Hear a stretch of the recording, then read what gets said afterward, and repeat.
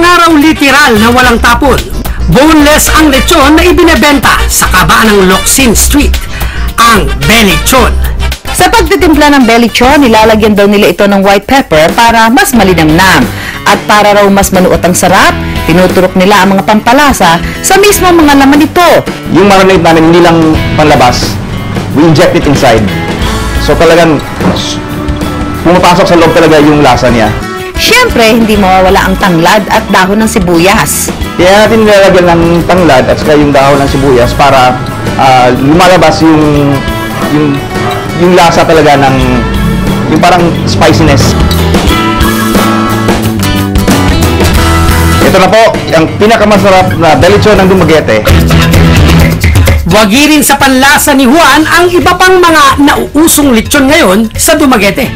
Gaya ng lechon maalat ng Prince Tasty Lechon na pagmamayari ni Dinah at Rodel.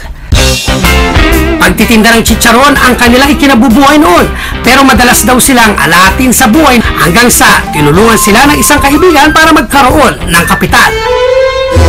Hinahaguran nila ng asin ang ibinebenta nilang chicharon para lumutong, na siyang sinubukan din nilang gawin sa paggawa ng lechong maalat, kaya malutong ang mga balat nito.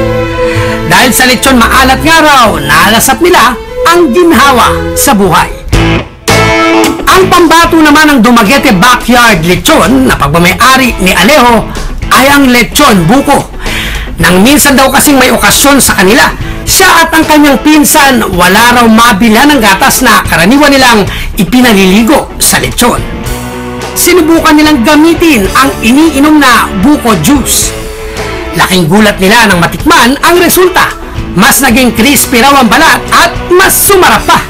Mga ka-wonder, dito sa Dumaguete may iba't ibang klase ng lechon ang malalantakan nyo. May matamis, may maanghang, may maalat, ano pa ba? Marami pa yan. Pero may kakaiba kami ipapakilala sa inyo. Ito ay patok na po dito sa Dumaguete. On the left corner, weighing 25 kilos, presenting ang lechon na hinagura ng asin, ang lechon maalat. And on the right corner, weighing 25 kilos, ang lechon naman na pinaliguan sa buko, ang lechon buko. Takam na ako. Gusto ko ng literal na mamantikaan ng labi ko. Pwede ba explain nyo muna kung bakit asin at bakit buko? Asin po, tinutunaw niya yung taba ng baboy. Okay. Nutritious siya sa lahat ng mga edad. Sa mga matatanda. Bossing, kayo po, bakit po buko? The wonder fruit, and this will become our wonderful lechon. Thank you for that wonderful answer, ladies and gentlemen. At para husgahan kung alin sa dalawang kakaibang klase ng lechon ang mas patok sa panlasa ng marami, magsisilbing mga hurado ang Kahayag Dance Company. Ang dance group na ito hindi lang nagbigay ng karangalan sa mismong Dumaguete, kundi sa buong Pilipinas. Sa 2015 International Youth Fellowship World Cultural Dance Festival sa South Korea, sila ang itinanghal na Grand Champion. At ngayong buwan, sa pagdiriwang ng National Arts Month at Philippine Arts Festival, kabilang sa ginawaran ng 6 ng Dangal Award ng National Commission for Culture and the Arts, ang Kahayag Dance Company. Pero bukod sa sayawan, ang isang hilig daw ng grupo, ang mag-food trip.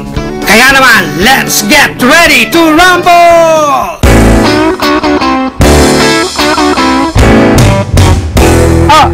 Okay, ano masasabi mo? Iba yung timpla niya. It's because of the salt. Medyo salty, but it gives compliment po sa whole taste ng isang lechon. Team Asin! Team Asin! Hop! Okay! Team Buko, ano ang masasabi mo sa inampalan? Una, yung balat. Masarap talaga. Tapos, hindi ko na-expect na yung laman pala niya, tagos yung may lasa rin. Tumagos! Team Buko! Team Buko! Siyempre, ako rin makikitikim.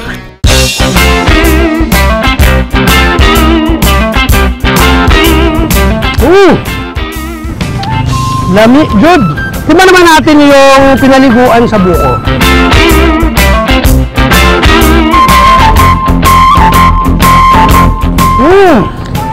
Lami kaayo. may kakaibang, ano siya, yung lasa ng konting-konting tamis. Napakiramdam ko kumain ako ng herb. It's a time!